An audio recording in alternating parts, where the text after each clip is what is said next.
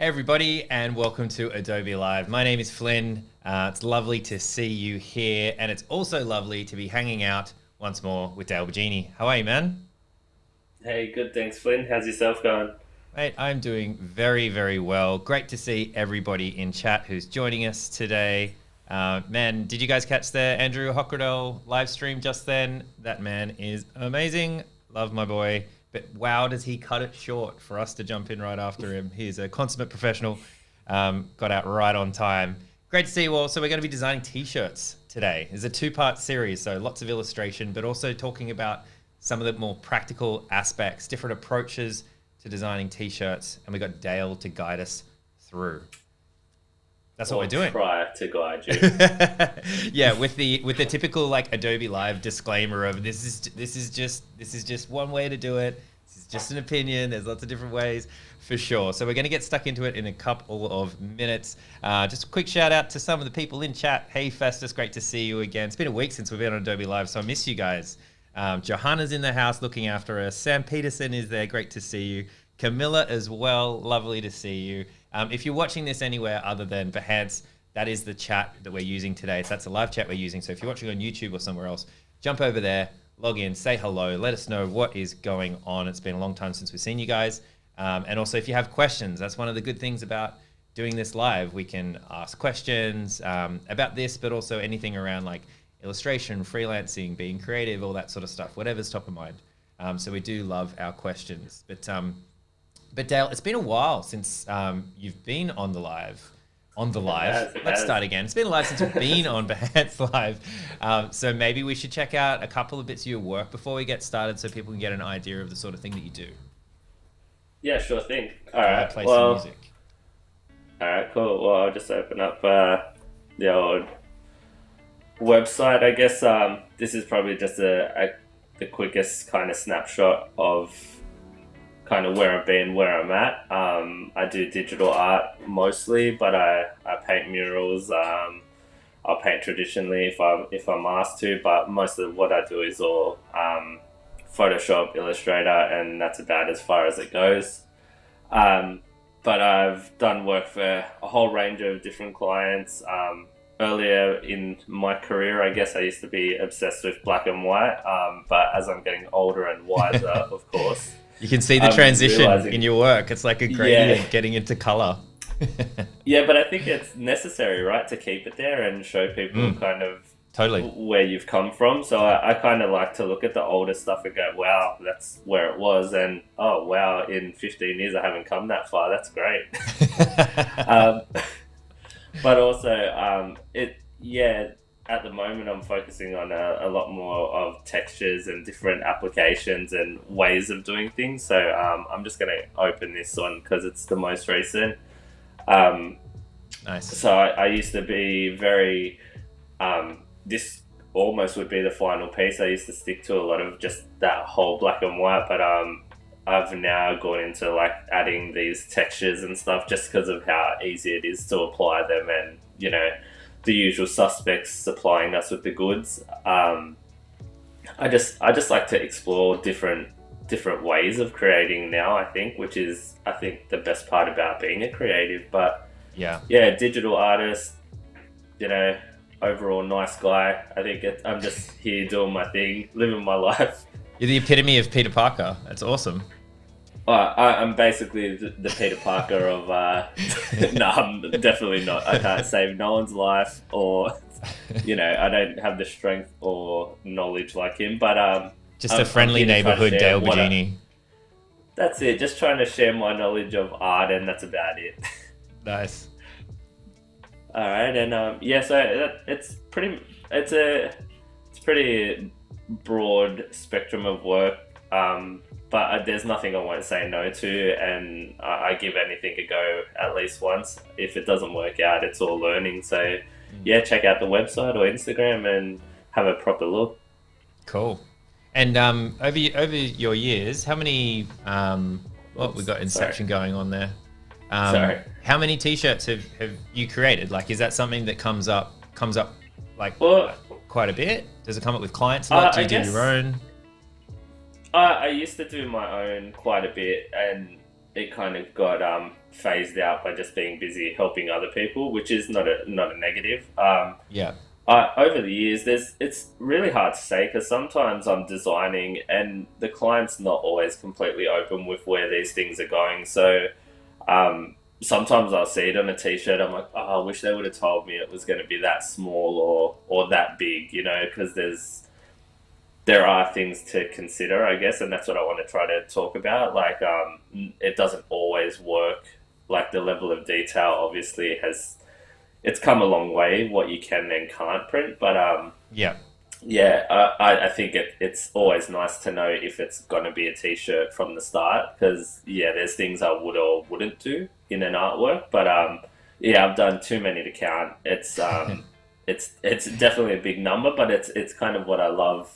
I think that's my favorite part of the job, is seeing it on a T-shirt. I'd rather see it there than just as a digital version, but sometimes it's a bit disheartening when you see it used incorrectly, so I'm going to try to cover how to avoid being disappointed.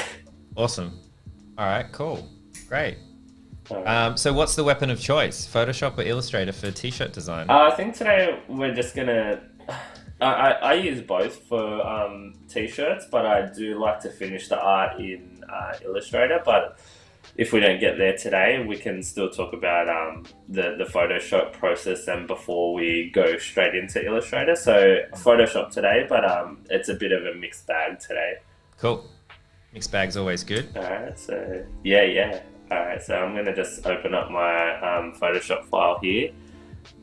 I think it's important also to remember with T-shirts, like, well, I guess it just goes without saying for design in general, to always, even if you're not provided with mood boards or looks and feels that they might be interested in, do your own sort of mood boards, stuff that you can kind of just flick between and get ideas for, like, composition, structure and things like that. So I would generally have like a little mood board before I start and just have a look at what other people are doing. And it's a good, this is probably a good example of just how far I think T-shirts have come. That one in the middle, that heavy metal one, it's insanely detailed, and it looks, I mean, whether that's a comp or not, if they're reproducing like that, like, it's a really good printer, and it just blows my mind that we can retain this much detail now. Can you zoom in just a little bit? Can you zoom in a little bit on it? Sorry. Just because I think I also need to shout out your setup, your new rig. Like, can anyone tell? Does anyone else notice like how tiny your icons are? That's how many pixels you're pushing. Oh yeah. So what are you using? We just got to chat about it quickly. All right, yeah. So I just was blessed enough to get a 32-inch Wacom Cintiq. So it's basically bigger than it is bigger than the TV in my bedroom. So it's really good to work with. I'm still getting my head around it, and you can definitely see that my icons are tiny. So if you can't see what I'm doing or something isn't clear, please sing out, because I'm just gonna keep going. But it's a beast of a machine, and it's super cool to work with. Nice. But yeah, it's like, with saying that you can get a lot of detail, like these two in particular. I've got the lowest res on the right here, but that's fine. I don't know that it always makes for a good design to have that much detail. Like the left, I can see what's going on. I know that it's a zombie kind of zombified thing with a graveyard, but it's getting lost in translation a little bit. I think too much detail can be a little bit of a negative, but that also comes down to your design choice versus, I guess, how you intend on executing that design. So, you know, anything works. Anything can be a t-shirt. We're all aware of that. You can go print a photo of your dog or your lunch, whatever you want to take a photo of. Um, it's there's a way to print it. It's just being conscious of what makes a nice t-shirt design or something that's not too overwhelming or overpowering. Yeah. So yeah, these mood boards are good, and it's always nice to do a little bit of research and development, I guess, like just to keep your mind fresh with what other people are doing and also what's trending. I asked the question yesterday about what people prefer to wear, and everyone said the same thing, basically back prints with a small front chest print. So, you know, I always consider designs now with that in mind. I always have like a little lock up that I might chuck on the front, and then the beast will be on the back. So yeah, once I've got my references, I already drew up these sketches. So here's what I prepared earlier. Alright, so I've got these 4 little designs based off the tattoo flash, the horror kind of movie poster, and like that band merch, like metal kind of, you know, these are the all-nighters for the no sleep, team no sleep up here. Get your coffee, drowning in your work. I love noodles and Grim Reapers, so I'm here for the nudes down here. Like, I think what I'm showing here is the difference between, like, if you wanted to do like a cool traditional kind of like tattoo piece, it would work lovely, like, because it's bold, it's simple. You can add a lot of detail where it needs to be. You can get some really punchy colors in there, but there's nothing to say you can't do something like what we're just looking at. Like, you can do something like this, like with all that detail and stuff. Like, maybe that would be good for for this one. You could add like a fair bit of detail in there. This could be like a hybrid of like bold and detailed. It kind of just depends what your project is, and hopefully you're getting a mood board or I guess a very good brief from the client to tell you what they're really chasing. Yeah. But yeah, so these designs that I've got here are generally in the realm of, as far as I'd go from, like, sorry, I'm just gonna make a new layer. So like this would be like as basic as I'd go, and maybe you can consider all the designs, how they work on black and white. Black and white. So I think when I was saying I get really disheartened when I see a design, it's because they use a design that I've designed on a white background, then they just flip it. They actually reverse the artwork and print it on black. So it's not a good look, and I'll try to explain it later when I get to a more finished state of this art. But always be conscious that, like, you should be creating artworks to cater for garment colors, especially like lighter and darker colors. Right. So yeah, I would just like make notes here, and I'd have, so this is just, yeah, these can be super detailed, typography and illustration combined, and maybe it's like standalone, like traditional tattoo stuff. I really like tattoos, and if there's a chance, I'm always going to draw stuff that relates back to tattoos.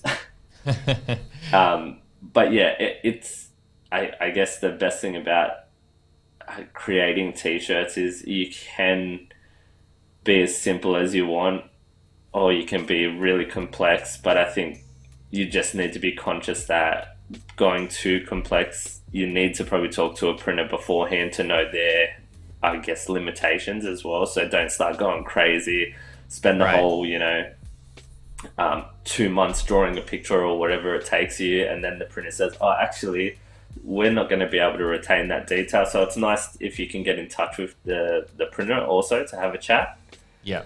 And really, really understand their limitations. I think they'd appreciate it as well. So that's my tips for, I guess, planning your project, I guess. Yeah, Camilla was But asking.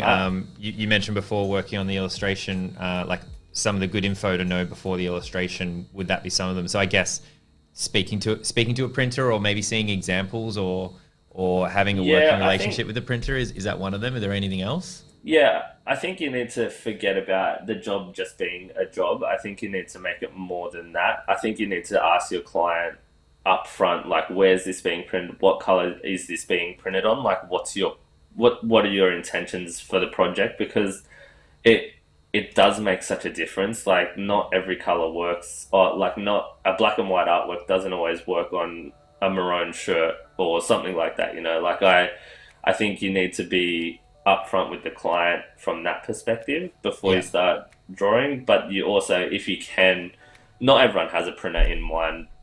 Like it's hard to choose a printer because people base it on price and convenience for them. But reach out to screen printers online, like print shops or shops in general that might be able to help you with just schooling yourself a little bit and informing yourself, so that in the future kind of what the industry standard is for these printers, because most of them will just print anything. I'm pretty sure they can print a PNG if you've got a PNG. So it's come a long way since, I guess, the good old days where it was like, oh, you need to have all these separations and this and that. Because I personally have printed an artwork has been just a flattened JPEG from Photoshop, so I wouldn't be too concerned. But it's definitely worth getting educated, I guess. Yeah, cool. Another question as well, because there's 4 different ones here. They want to know, they get to pick which direction you go, or have you already picked? Yeah, sure. I have not picked. I have been very busy lately. So I want someone else to do the work for me. So if you guys want to, you guys can choose. I think they're all equally as cool because I drew them and I have no problem finishing any of them. But we can give people an opportunity to. All right, let's do it this way. Can you do a 1, 2, 3, and 4? All of these, and then what we'll do is once they pop up, guys, just let us know in chat. And we won't do a straw poll, Johanna, but maybe you can just, after a minute, whichever one has the most votes, that's what we'll do.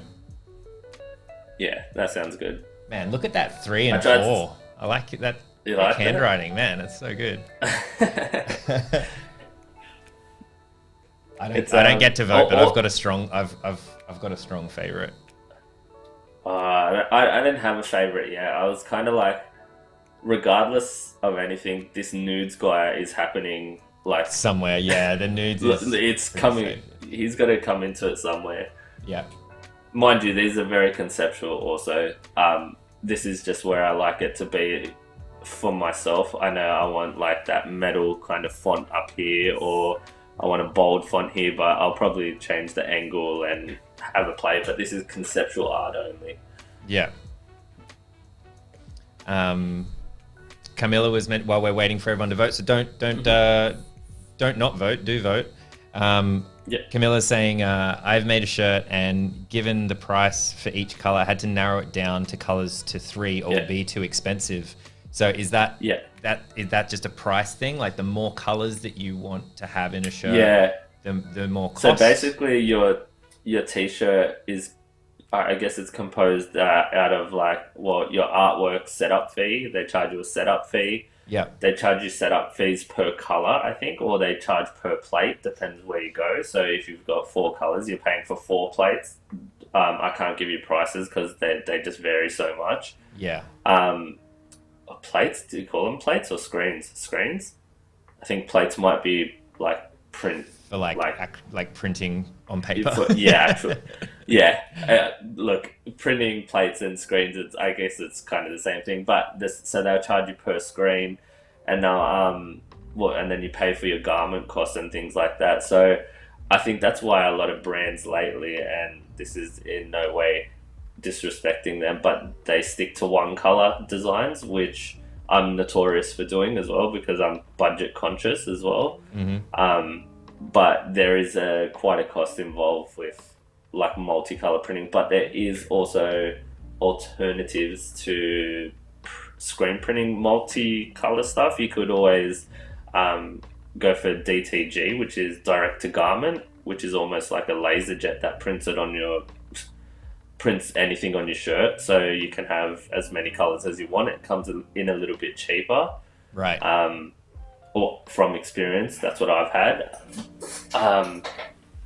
Or you can do heat transfers if it's like a one-off, or like, you don't plan on doing like a massive run. It's kind of just like I don't know, for a crew or something, like maybe 10 shirts, you can do heat transfers. They're pretty cheap. Hey, we got a winner, by the way. Yeah. Number one.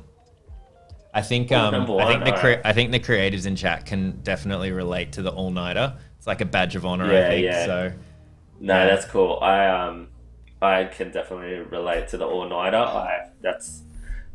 This is very appropriate for me. So all I'm going to do is just it's kind of already in a good spot, but I'll just redraw just so that I can get some more details in there. I'm just going to... cool. Thanks for voting, guys. It's always fun. Yeah, thank you. But yeah, I'm looking forward to the nudes one as well. Popping up in your feed at one point when you get a little bit more time than you have at the moment. Just love a good, noodles. Just like good ramen. Yeah. All right. Okay. All right. So this is. All right. So let's assume this is going to be. Let's assume it's going to be a black shirt, because I think it's going to be the most effective on a black. But let's also draw with keeping in mind exactly what I was talking about, that it could end up on a white shirt, and I don't want the chat room is our client, to be mad if it looks terrible on white. So okay, we got you back. Right, so I'm gonna. Did I mention Q&A? I don't think I did. So our Q&A, like obviously we can ask questions as we're going along, chat. Please do ask questions as we go. But we'll collect a couple as well for like our middle break, which is like a 5-minute break in the middle. You might see the Q&A on the screen over here. We've got like 22 minutes left. It's also a good time to kind of just take a little bit of a break. So definitely. If you have kind of bigger questions, or questions that kind of are less relating to kind of what Dale's showing or anything, feel free to ask them, and we might ask them in that break.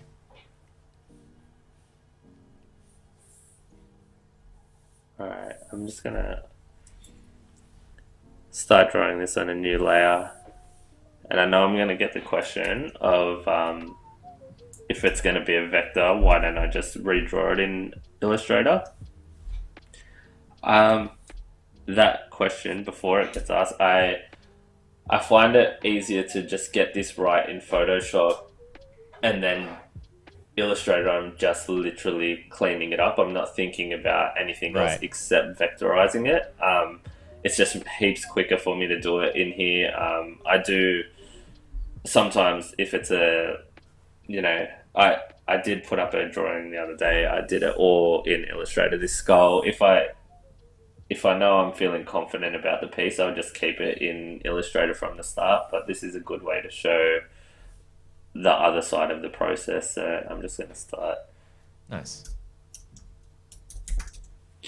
Alright, I've got layers. They're very small, I'm sure, and I apologize. But I'm just going to work in a new group folder and call it refined art. Cool. And I've got my reference photo. I've dropped the opacity a little bit, probably a little bit more. Okay, so turning down the opacity on the original sketch that you have there? Yep. And then I'm just got a new outline layer. So that's the circle. I'm just going to keep the circle on another layer because I know I'm not going to be happy where it sits. Alright, so this is the outline layer. Alright. And this is just this is again using, Flynn, I don't know how big that looks, but can you read that? Hard round pressure size, or it's pretty small? It's pretty small. Yeah, well, it says hard, round, Around pressure pressure size. size.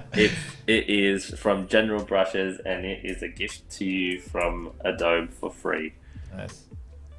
Yeah, I have two versions. I have this like tiny little screen here in front of me with all like the streaming software set up. And then I have a giant 4K screen over to the side where everything's massive. So if you ever see me kind of, I'm looking over to the left, it's because I'm looking at the giant screen. I got to say as well, this might be the most amount of pixels we've ever streamed by getting Groundbreaking. your like must be 4K what you're working on that monitor. I'm not too Or sure. maybe it's Like, just it's because very it's so clear. big. Because it's so big, it's coming through. Yeah, yeah. 'Cause I got a 4K monitor here, but usually we bring things in HD, and it's man, it's a lot of pixels, and it's looking very smooth. So I think it might be a That record. as long as it's coming through all right, then all right. So also, I forgot to mention. So when I draw in Photoshop, I always make sure that the smoothing is up over 10%, whatever it is. Don't go too high because it can slow the brush down. But if I have it on zero and I'm trying to be really neat, you can see like it does these little jarring movements. Yeah, So if you turn the smoothing, which is just up here, sometimes it's grayed out, but if you go into the brushes presets over here, oh man, I'm just so sorry that it's so small, but it says no, it's all good. smoothing at the bottom here, Yeah, and you just turn it on, and then it'll activate it up here and just like boost it up like 15. 15 will do. Depends on the size of the artwork, but this, and you can see it's just a really smooth line. mm. And yeah, I'm fully aware that it is almost double handling, but sometimes I really think it's necessary to do this in Photoshop first. Is it because you can? It's like for you, it's I guess I'm gonna say more creative, but like it's closer to like the hand drawn type of thing than Illustrator is. Like, Yeah, is I it think because of that? I think it's mostly because of how it's really hard because it's not even based on the speed that it draws or anything. It's just, yeah, like it feels like really fluid. Where Illustrator is great. Like we all know, like the graphics are just, I mean, they're so crisp being vectors. But I like the thought of it still feeling like I'm sketching the artwork. Where once I'm in Illustrator, I feel it's officially digital. Yeah. Hey, there was a question before we were talking about color. Where was it? Is there a color, like a colored shirt, you wouldn't print on? Like, is there any colors A to colored avoid shirt with I shirts? wouldn't. Fluoro yellow? I Yeah, I mean, if I personally would just always stick to black and white, obviously, like, but I don't think there's a color I wouldn't print on because I would just cater that design to like suit it, I guess. Like if it was fluoro yellow, I'd just like do like a, I don't know, navy blue or like a dark blue black Yeah. on top of it. No, I'd print on any color. Any color? Cool.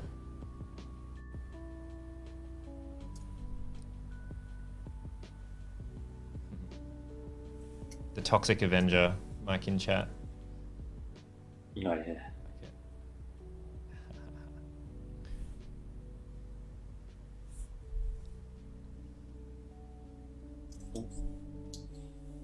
And what about you guys in chat? Has anybody in chat ever like tried to print their own shirt before, and how did it go?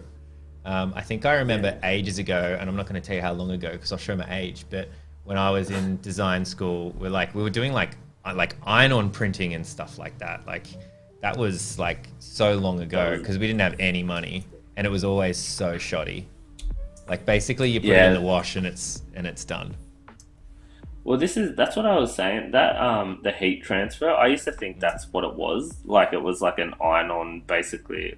I guess it's just an iron on steroids, really. But a friend of mine just got some jumpers done, and the guy I used for printing did these heat transfers, and they were incredible. Like Mm. my daughter wears the crap out of this jumper, and it is like it's been through the wash a couple of times, and it looks great still. Really? Oh wow. Yeah, I would maybe I would chuck it up on Instagram like as a FYI.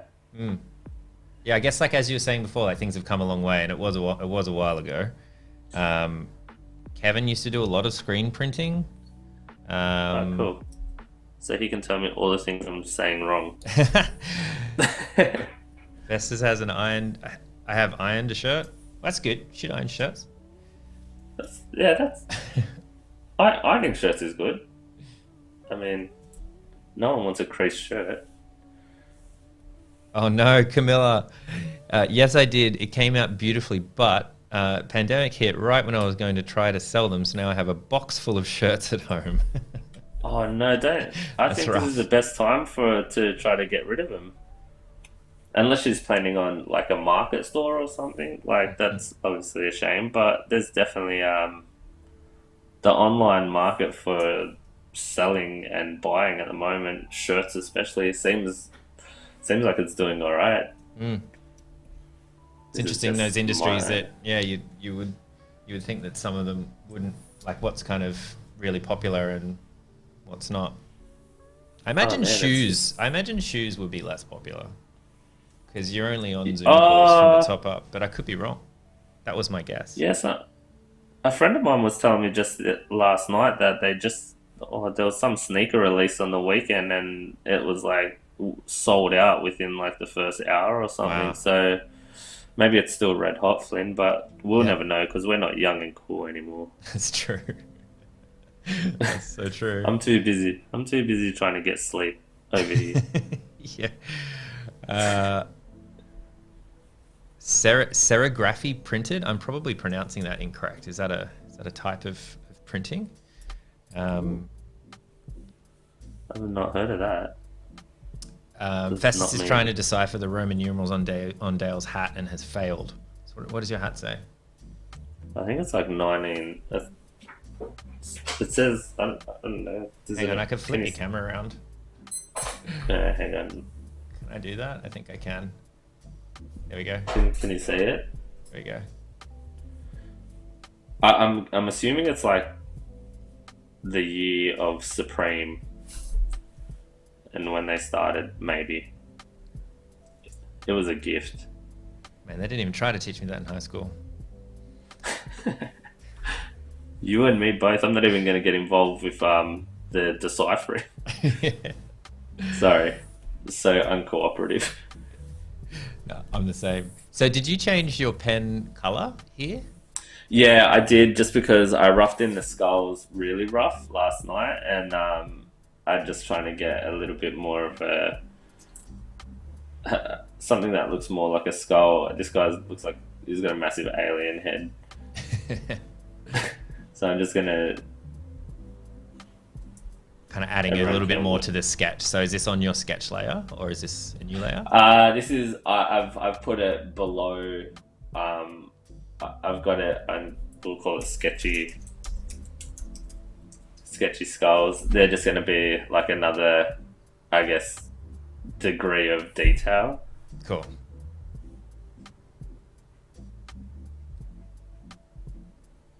They're still pretty rough though.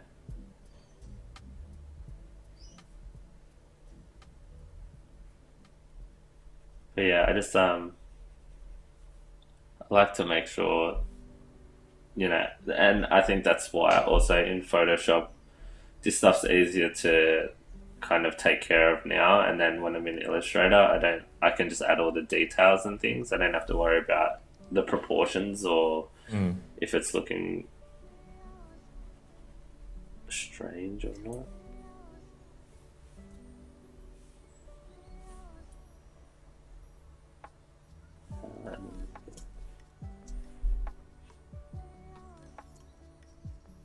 Yeah, it's still using the same brush though. Nice. Kevin saying, Dale, you should totally consider a sticker business or cop those stickers in a heartbeat with your designs. Oh man, that is very kind because I wouldn't mind doing a lot more merch. Oh, actually, there's a bit more merch coming to my online store.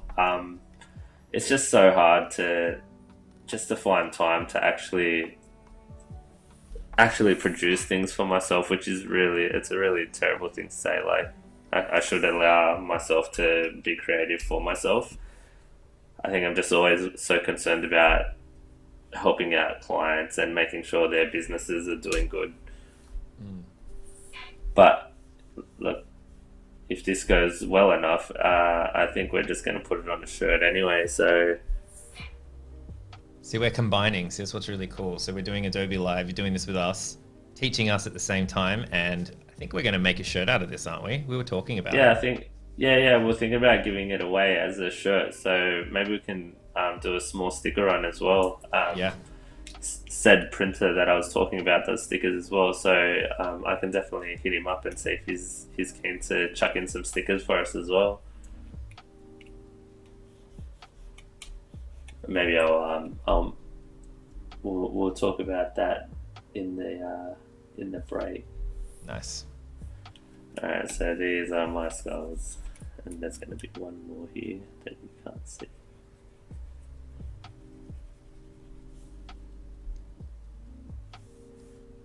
I'm going to change my tree to here.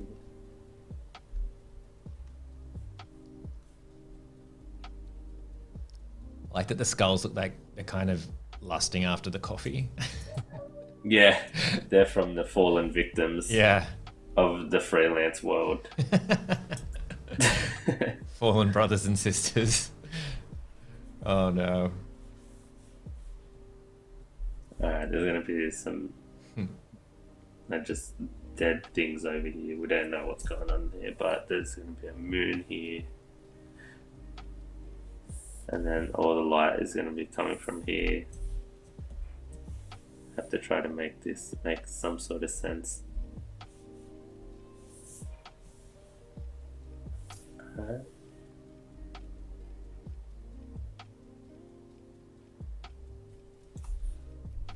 Alright, and then I'm just gonna flick back to that layer and continue. Oops. Continue drawing in the black. Are you changing the weight or the width of the brush at all? Or is it just all pressure sensitivity? I made it way too big then, but I usually will keep it on one setting. I think I noticed. Yeah, I was like, that is kind of where it's at. Yeah. But I will usually just I won't change it too much. I'll just like pressure sensitivity kicks in and it varies quite nicely actually. Do you find working on the bigger screen, the pressure sensitivity, like any different, I guess? Like, because obviously a huge advantage is having so much real estate. Like you can probably have like so much on this giant screen. But is the pressure sensitivity any different, or that you've noticed? Because you've used so many Wacom devices over the years. Yeah, and it's funny. I think the Pro Pen, which it's been around for a while, is still the same. So I believe the pressure sensitivity is still as good as the 22-inch that I had before. But I just find it heaps easier that I can zoom into 400% and feel like I've still got the whole artwork like coming in, and I can manage the whole thing on this screen now. Look, it's probably it might be a bit too big, some might say, but I quite enjoy having the real estate, like you said. So I'm just gonna do a little fill here. So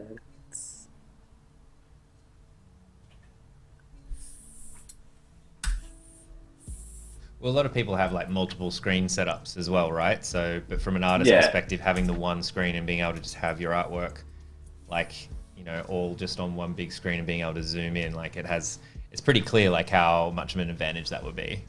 Oh yeah, definitely. It's a huge advantage, and like I said, very very grateful to have it.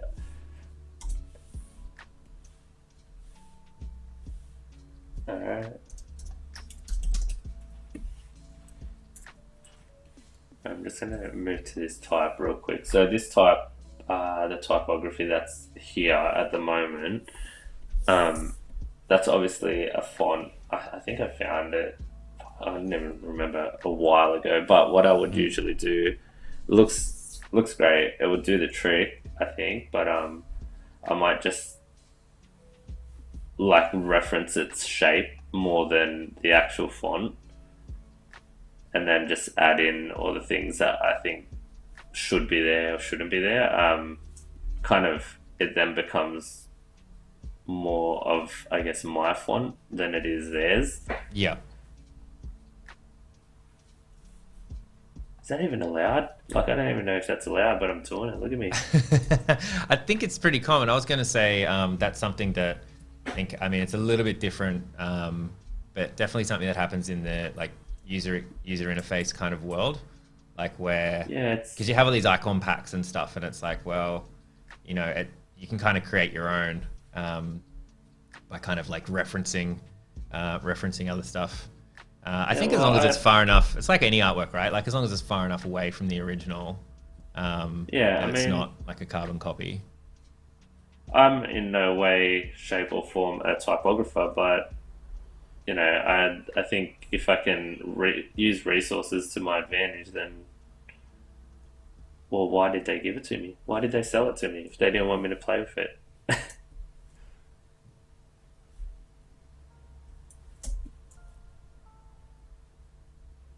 I'm just gonna just put all these lines in. And I've put this on a separate layer because it's a really like rough looking font. I'm just gonna live trace it in Illustrator, so I'm gonna get a vector out of this anyway. Right.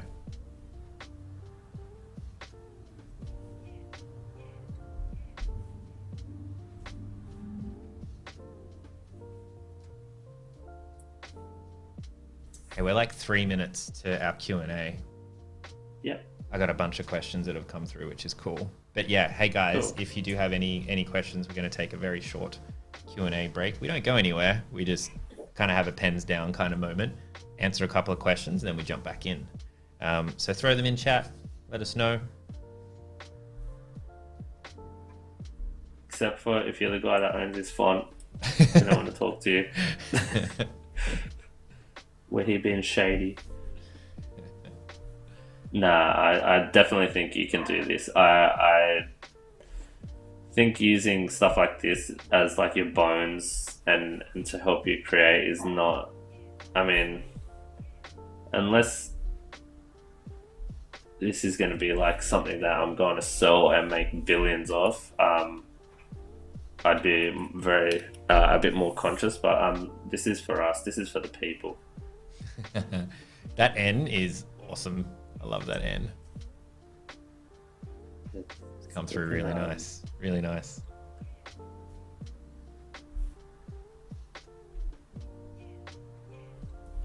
And I know I was basing this off that heavy metal stuff, like that real, like almost illegible, but we want to keep it some kind of legible, especially if we're going to print this. I'd like it to really reproduce nicely, so I'm going to add only a little bit of this. And we're talking about Spider-Man before, but this is very Venom like esque kind of typography. Lettering, I should say. Join some of these.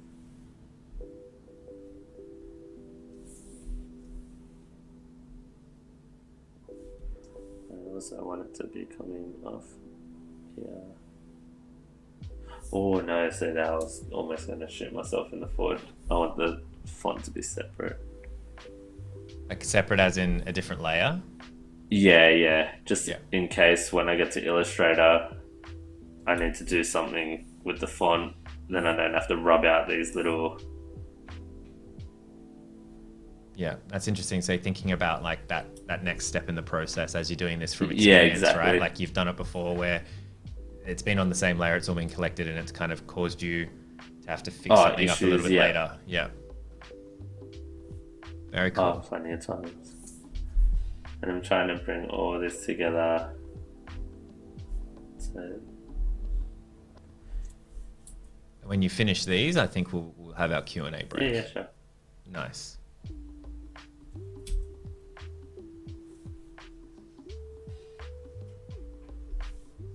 Yeah, interesting. Like Johanna's saying in chat, I do believe it's only 20% theirs. It's okay. Don't quote me on that though. I just did. Yeah, I think it's all pretty arbitrary. Like, a lot of people will thinking about, like usage rights for stuff like that. I mean, really, it just comes down to like what you feel is right. Like, obviously, if someone kind of messaged you and said, "Hey, like that artwork like looks a lot like my artwork" or something, you might be like, "Oh, I'm really sorry. Take it. Like, I'll take it down," or change it or stuff like that. Like, I think there's a level above like being sued or something. Like, which is which I think, and I definitely think if you're conscious about that, I think you're already in a good spot. You're not out here trying to, ruin anyone's livelihood. It's like, it works. And if there is an issue, you should be adult enough to, understand you've obviously overstepped it or something. Yeah, for sure. All right. How we can complete this after the Q&A. After Q&A break, which we are at, and I've got some great questions. Yeah, cool. I'm going to bring up our big head. So if you wanted to do that on your side, I'm not streaming your desktop anymore. So, okay, cool. Jeremy Lord, who good friend of the show, asked a question really early on for the break. On average, how much would you charge for a black and white tea design? This is going to be Australian figures for our international friends. At Aussie dollars, I would, for a black and white, I'm probably a flat rate kind of guy, like a shirt to shirt. If it's heaps of colors, I'm charging the same. So, roughly, I would probably look at starting at around like 500, and then depending on what kind of design, what kind of, I guess, usage is going into it, then I might think of like the price for the usage rights and things like that. But most of the time I'm working with a lot of smaller brands, and I like to think that I'm helping them out by giving them a good price and more bang for their buck. But yeah, roughly that. Yeah, cool. And that's just in case anyone was wondering. That's like 500 to do the job, right? Not $500 a shirt. Oh no. So that's sounds like to do the job. Sounds like $500 a shirt, man. A shirt for single color. I couldn't even tell you single color, like per shirt. I don't know. Some setup fees are like $60 just for the setup fee. So like to print one, you'd probably look at all in roughly 100, maybe. Yeah, it obviously depends on volume, right? With any of this printing stuff. Of course. Like, the shorter the run, which is kind of what you want. You're like, how cool would it be if you could just do like 10 shirts? But then if you make 20, it's like way cheaper. And then obviously the higher you go up, the cheaper per shirt it becomes. So, which has always been the trick. Johanna's asking, where do you find references when your work is usually pretty macabre? So where do you get your references from? A lot of like old horror movie posters, to be honest. I go straight for that. I just like the old like 50s, 60s stuff. I think it's really mostly for their composition. I think it was always cool that like it was always like something really dark and gloomy over the top, and then it had some nice typography. Whether it's nice typography or it was really like basic, they just knew how to bring it all together. So a lot of my work always has that sense of, I guess, poster-esque composition. But with that said, I get a lot of reference from tattooists. I follow a lot of tattooists, and a lot of tattooists I do follow, they love doing really dark, and like their references are quite like, it's always really like skulls or burning churches and things like that. Like it's not, I'm not saying go burn a church, but I like the darkness behind it. So yeah, tattooing and movie posters mostly. Cool, awesome. There was a question in there around like sending files to your printers and things like that. We are going to cover that next week. This is a 2-part Yep. stream, so we won't go into that right now. Dale did mention that like it's come a long way since back in the day where you had to do like, you know, squash your files and have them on different layers and all PDF, like everything out. I think PostScript, I used to use PostScript. Things have changed quite a bit, but we will get into that a bit next time. If you can stick around for that, that's next week. Garrett was asking, where do you find most of your clients? They find you through social media or somewhere else these days? I'm lucky now. They're kind of finding me. I'm very grateful. I don't have to do a lot of legwork. I struggle with the hours that I have to just live, so it's nice that I'm not doing a lot of hunting for work. But most of it's channeled usually through Instagram or existing clients referring, which is like my favorite kind of a job, because they usually already got a sense of trust and understanding about a job because their friends already hyped it up. But also other artists, like having a good like a relationship with other artists online, and you know, being able to share work with each other. Like if they're too busy, they can shoot it my way, or vice versa. If I've got too much, I will just send it to someone else that I know's not got the same style but has the same work ethic, and I know it's going to be right up their alley. So yeah, they're the key points. Yeah. Cool. Last question, and we'll get stuck back into it. Question from Kevin. Great question from Kevin. Have you noticed a difference in design with skate and tattoo culture based on location? For example, skate culture in the US versus Australia, like as far as design. And yeah, Kevin is from the US. In fact, I think I met you, Kevin, when I came over to Adobe Live over there. So it's great to see you in chat. Thanks for the great question. That's a tough one, right? Because each company has its own hub kind of thing, right? So there's let's just use Santa Cruz for instance. They've got like an Australian team and not Australian team. They got their office in the US and one in Australia, kind of thing. So, but there's still like brand guidelines that people have to adhere to. So I don't see a lot of difference between, I guess, location specific genres or anything.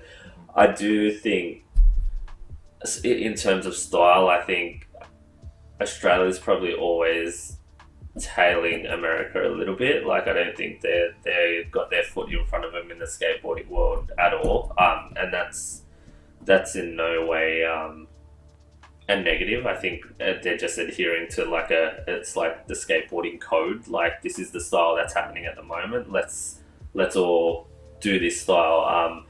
I try to follow skateboarding as much as I can these days, but there's just so much out there. I forget what's a skate brand and what's a streetwear brand. I just like I don't know, it's so hard to differentiate between OG skateboarding. Well, I know who are the OGs, but it's hard to tell with all these new guys. Are they actually a skate company or just a clothing brand? Yeah, totally. You know what I mean? So there's guys that are doing skate apparel, and then there's guys that are building skateboards, trucks, wheels, and then they've got a line of shirts and things like that. So yeah, I get there's a little bit of a fine line there to decide what's actually even a skate brand. Yeah, totally. Yeah, the lines they're so blurred now. It's a bit blurred, yeah. Totally get that. Yeah, I mean, I'm wearing like Deus, which is like motorcycle kind of culture, but you know, it's a lot of apparel. Like you see so many people, you know, around the city wearing this sort of stuff. But yeah, the lines are definitely blurred, and they kind of dip into skate culture a little bit, streetwear, like cafe racer kind of stuff. It's hard. It's because there's nothing to say that they're not allowed to do that.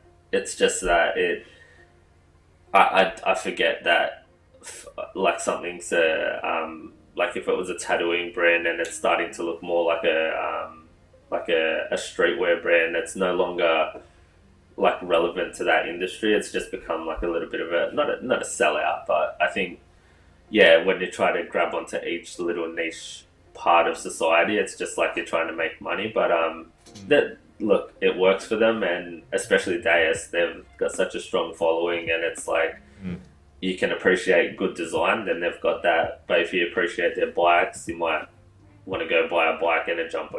Like they've got their bases covered. Yeah. Yeah, excellent. Man, there were some great questions. Awesome answers. Thanks for chatting through some of that stuff with us. Yeah, So we've got 30 minutes left. Should we jump back in whenever you are ready? Yeah, sure. Let me just do your thing. All good. Yeah. Back to the coffee. All right. Let's Yeah, Jeremy's saying few stay true. Talking about the brands. I mean, you got to survive. You got to survive as well, right? Like, especially at the moment. Like, I think there's probably a lot of brands that are trying to reimagine themselves. Do anything they can. Wrong. Any ideas, right? There's definitely nothing wrong with it. I think like everyone's got to do what it takes to make sales, and there's a reason for everyone's actions. But yeah, definitely try to stay true as you can in this day and age.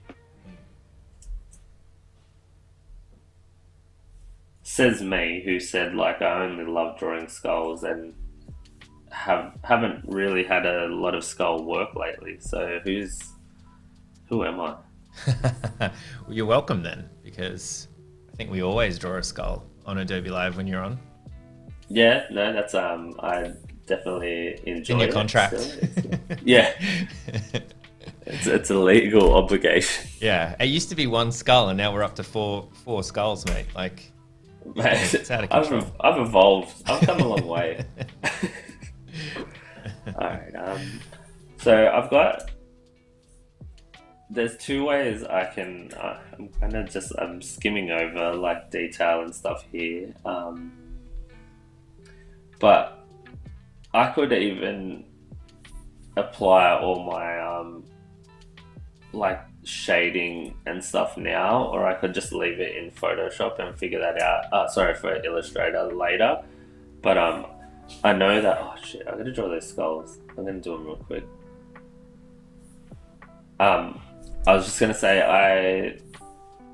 I need to consider like the shading and stuff now as well for when I get to Illustrator, but so Photoshop's got their own range of little halftones, but I do use the True Grit ones, and I just want to quickly explain that. True Grit is like texture supply. Oh yeah, sorry, that's yeah. For those who don't know, they're my personal favorite for all things texture. Cheap, pretty consistently updated as well. He's always got like a whole bunch of things, and I think they even collaborate with artists to do their own texture packs as well, which is really cool.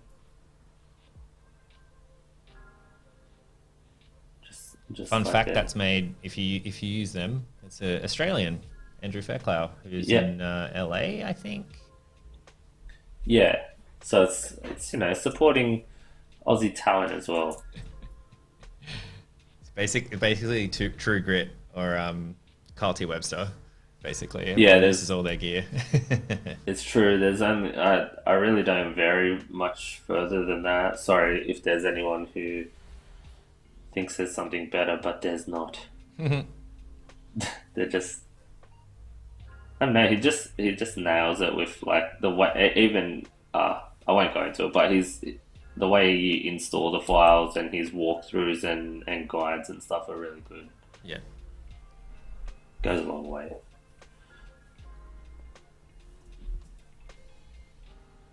And I should mention as well, if there are more questions, just because we've finished with our Q&A break doesn't mean you can't ask questions. Please do throw them in. We'll ask them if we can. Yeah, definitely.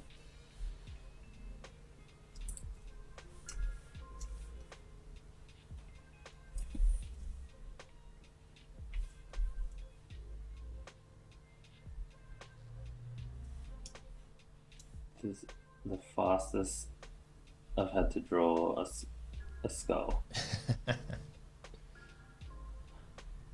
All those years of practicing, like, coming in really handy. Yeah, fun fact, could not draw skulls to save my life when I was really starting out drawing. I literally used to ask mates to draw them, and then I'd fix them up. Like, who am I, like, to fix them up? I couldn't even draw them. And then what did you do? Did you draw 1,000 skulls? I Like, Yeah, I literally would not stop drawing them until I felt like I developed my own style.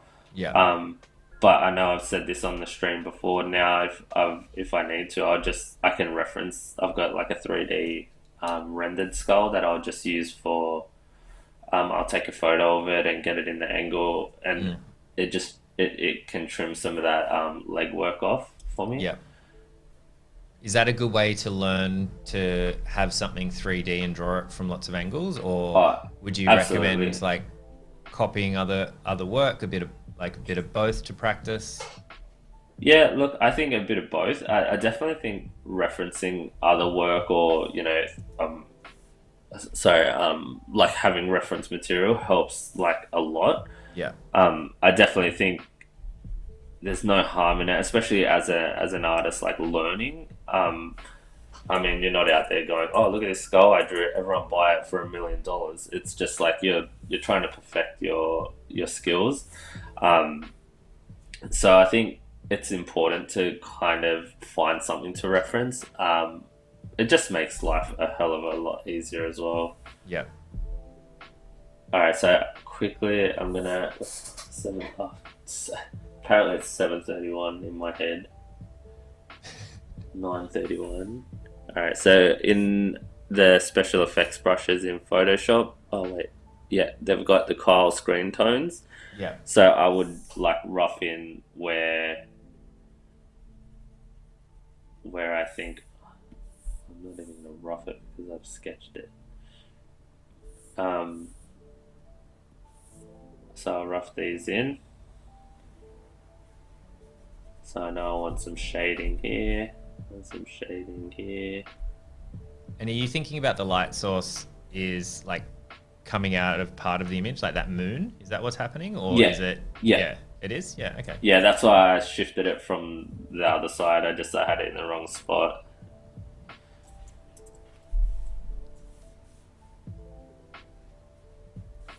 There was a question about the And Supreme hat on. Is the Supreme on your hat a coffee brand, or are there other Supreme companies? So that's a skate brand.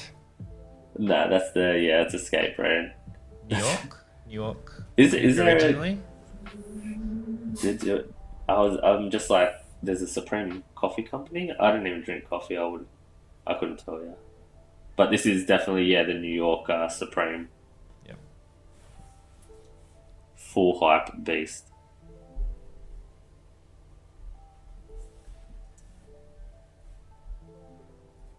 All right, so theoretically, I should be able to send this file to print if I really wanted to. I could use this file for print. Right. Um, it's I would just separate I wouldn't separate the blacks. I'd keep all the blacks on one layer, and you can quickly do that by, well, obviously you'd have to merge all these layers. I'll just do it real quick. So this isn't actually the process that you're going to show us completely, but if you wanted to, and you wanted No, to this print is onto a if t-shirt from Photoshop, yeah, you were like, I'm done. from Photoshop, you could go, oh, I'm done with this. You could just you could do selects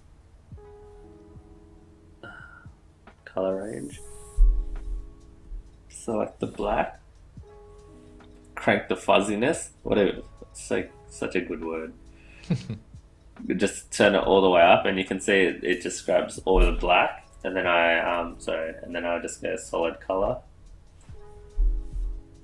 black, and so that's a sketch layer under there. So there you go. That's a single color. That's pretty much good to go if you really want to. Obviously, I want to add details and stuff, but yeah, you can do that, and then you've got the ability to just change it through here Right. now. Right. It's just like a bit easier. But with that said, that's not how we're finishing it. I am just getting all that base stuff in, so I could leave it like that, and then I will. Well, I've got time, so I'm going to take it into Illustrator.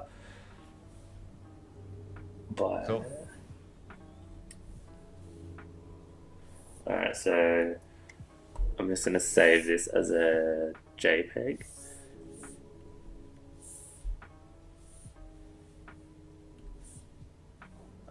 I'll save it as a TIFF.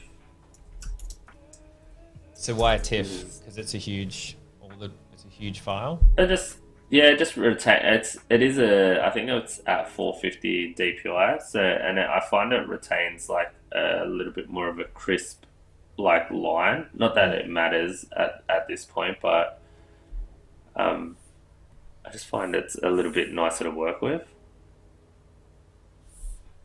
And I'm pretty sure. Oh, sorry, Inception. Sorry, guys. It's cool. I'll flick us back over while we're jumping around. There was a question as you're opening up Illustrator. Brandon was asking, did you freehand this also? So must have jumped into the chat as we've been streaming. So yeah, like started with a sketch, a couple of sketch options at the very beginning for those of you who didn't see at the start, and then chat chose which direction to go down. Then dropped that original sketch opacity down, and then did the line work over the top, and that at the end of the line work is about where you probably jumped into the stream. Yeah. Oh man, I actually deleted something I needed. Full live stream at its best. Alright, anyway, I'm just gonna open this little picture here. So this pack, this vector savior that you can see on my screen, it is a full Illustrator built texture pack, I guess, or swatches pack. Mm-hmm. This is from True Grit Texture Supply, and there's a couple of halftones in there that I had pre-prepared, but I accidentally deleted it, sorry. And that's what I was going to say. These are the halftones that I would use, and they can reflect those, the ones from Photoshop, really good.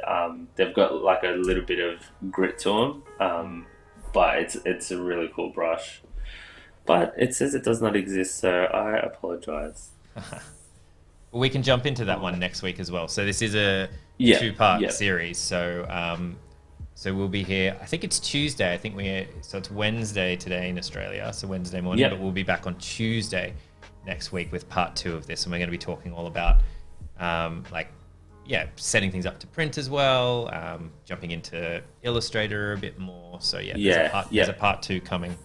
So there, you've got 6 days to sort it out. You can, I'll sort my stuff out. I promise. It's always the way. It's always the way with live streaming. Like if something can go wrong or you can't find a file, it's always good to be like live streaming your screen out to like the public. Like, I don't want to dive through a million. I don't want to go through all my folders and show how unorganized I am. It's definitely but I found peeking it behind anyway. the curtain. Oh, you found it. Okay, cool. Yeah, I found it here. But it's these two like halftones in general. I really like. I like that they're kind of not perfect either. You can see that some of the dots are like they're linking up in this one, especially in the medium, the dark version. But the medium one, the light one also has like really subtle, like those circles are not straight, like you can see. Right. You can see like they got like little, but I really like that about it. So they're the kind of halftones I use. And again, they're from this guy down here. You can watch this over and screenshot that or do what you have to. But I'm just going to bring in my artwork.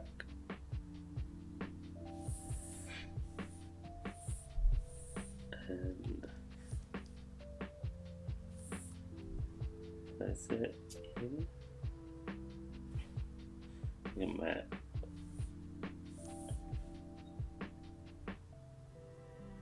Alright, and it's again the same process. I think the only the downfall I think of Illustrator at this point is that we still can't create groups in the layers panel. So in Photoshop you can easily group and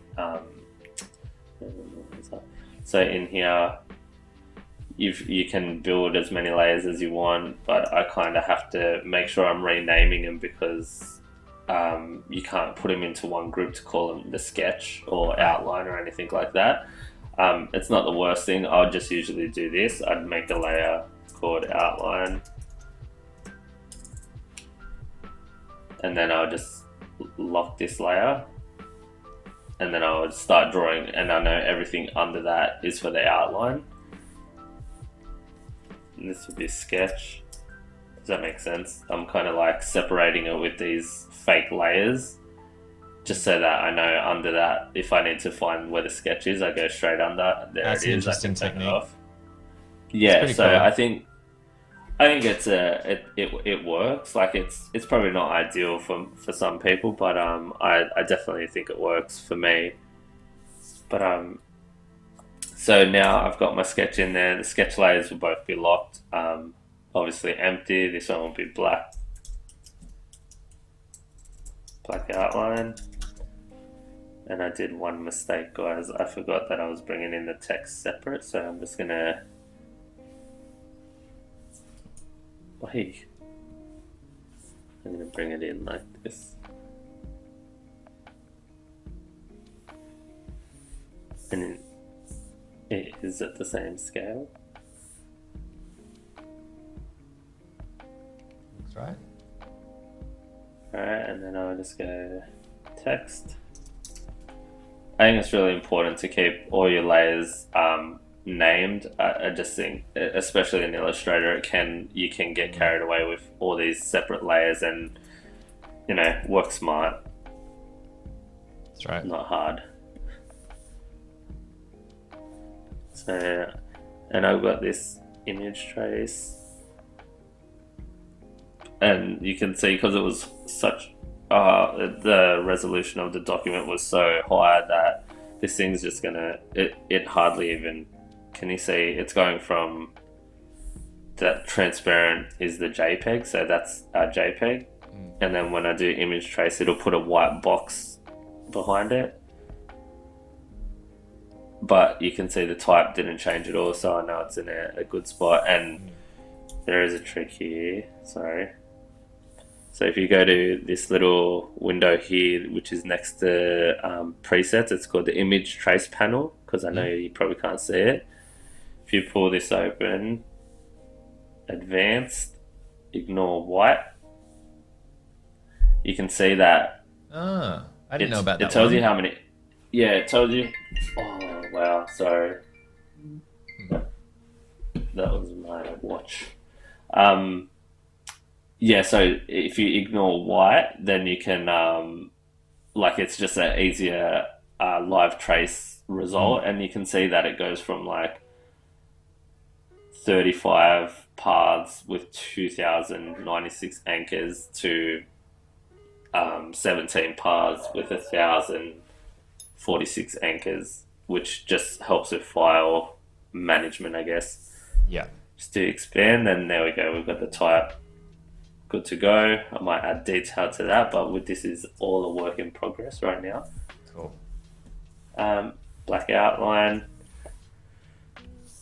Now I could do the same thing that I could have did this in Illustrator, like we said. I'm fully aware of that, but I'm just going to do it in here, and I'm going to use the pencil tool to create my my outline. Well, my major outline.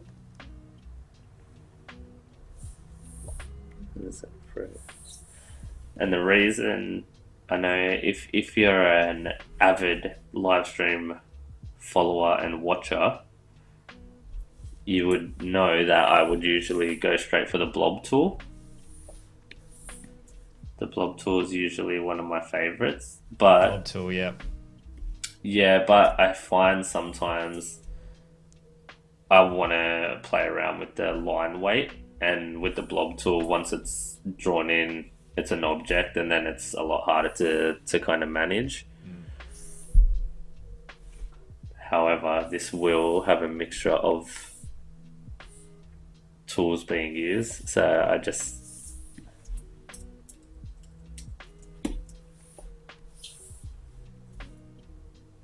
this is the pencil tool.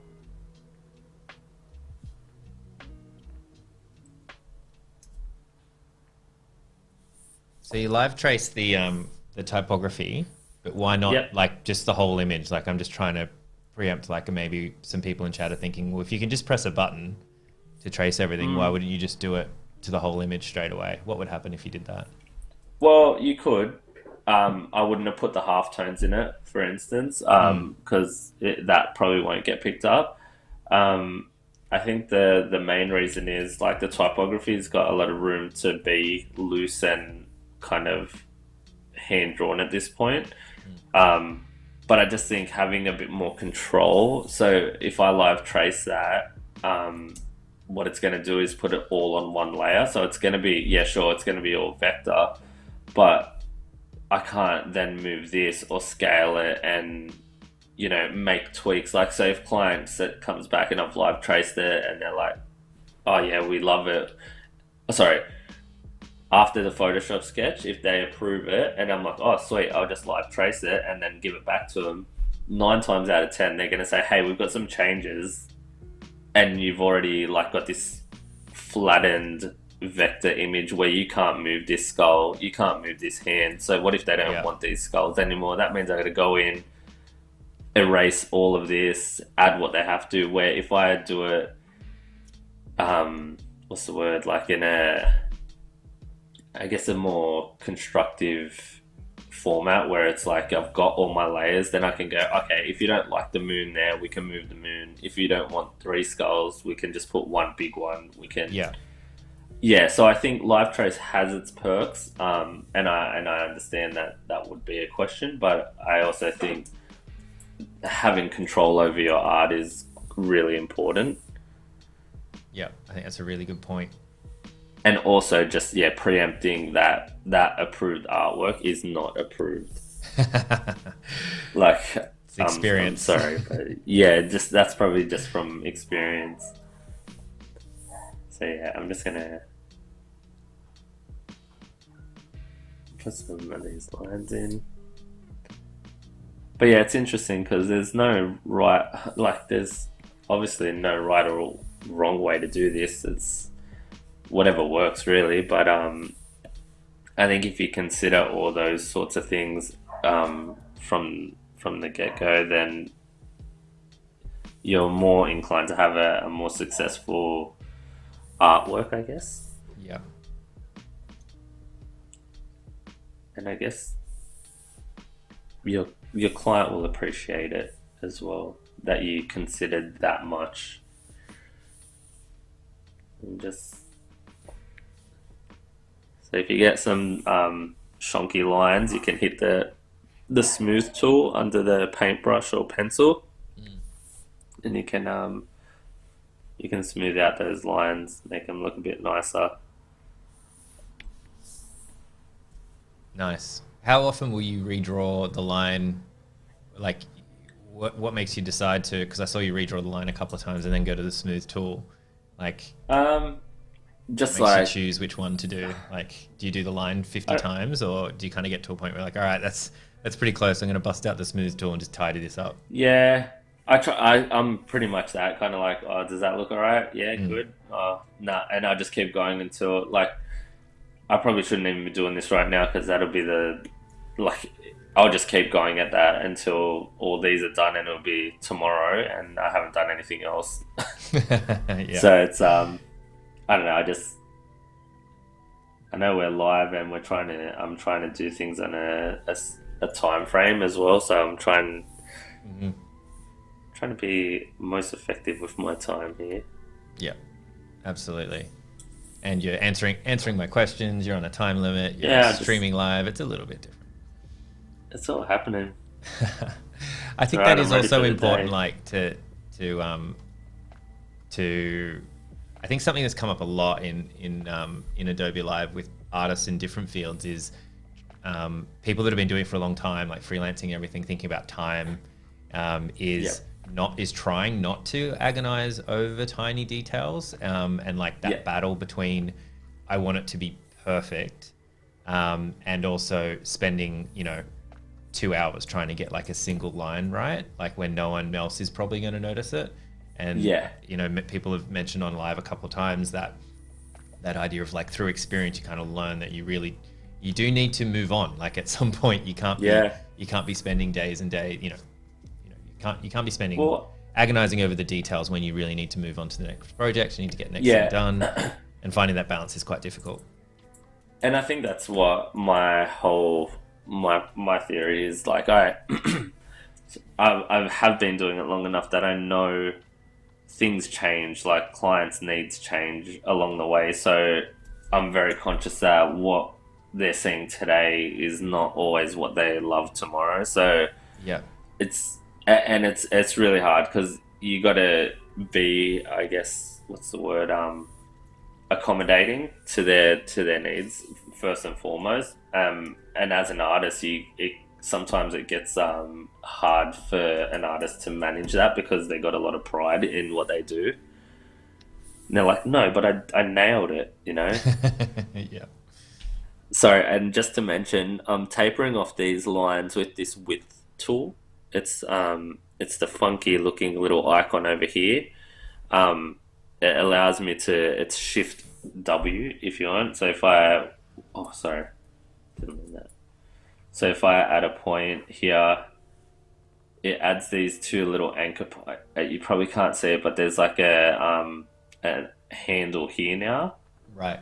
So, and then I can taper that off like that. Oh, wow. Interesting.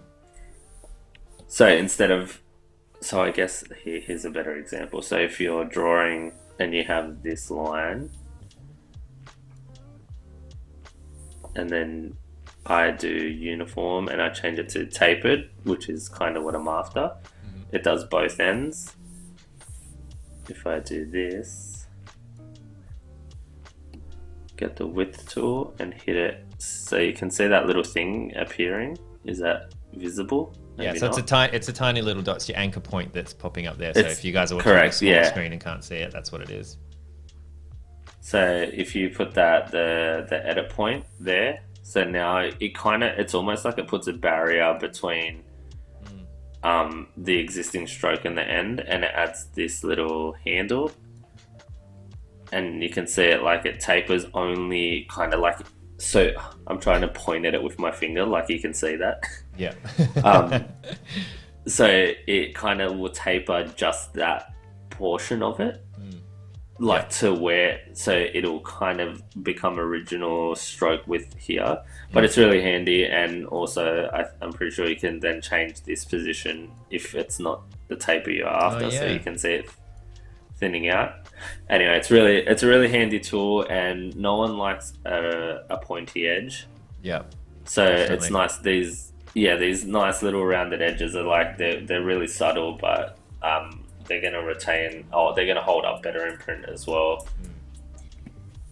Awesome. So yeah, you can, so that's that little trick. Shift W if you want to test it out. Try it at home. Hey, we've got about 2 minutes left. Yep. That's cool, because I guess my homework will be to have something for you guys to view next week when we're talking about finalize for send. Yeah, awesome. And I'll mention as well, if you guys want to hang out with us when we're not streaming, jump over to the Discord. I think Johanna's going to share it in chat, so you can jump over, hang out with us outside of the streams. Part 2. Everyone's super friendly. Yeah, and part 2 will be back next week on Tuesday. So that's Tuesday, Australia time. Same time as this started, so wherever you are in the world. But it's 8:30 a.m. here for us. We're just starting our day. I'm gonna get one of those coffees, I think, right after this. See that one. I mean, this part of the process is very, very much what we always do anyway. So if you want to review illustration and stuff, I know there's a few live streams we've done with kind of this.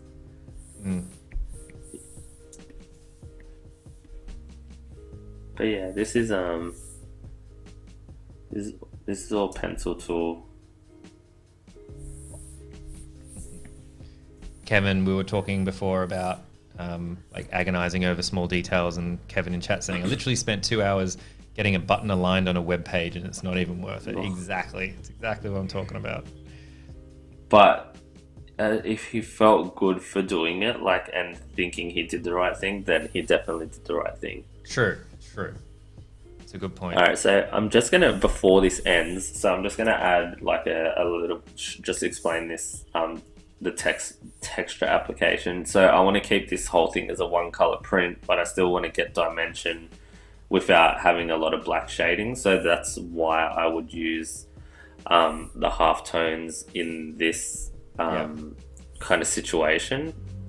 We're gonna get cut off soon, dude. So I don't wanna leave us without saying goodbye. We are getting right on time. No, that's fine. We can go over this next time, but that TBC. We'll be back next week. We gotta leave something for next week. Otherwise, it'll be a short stream. Absolutely. Thanks everybody for hanging out with us. Awesome questions today. It's been a lot of fun. Good to see a lot of friendly names and faces in there.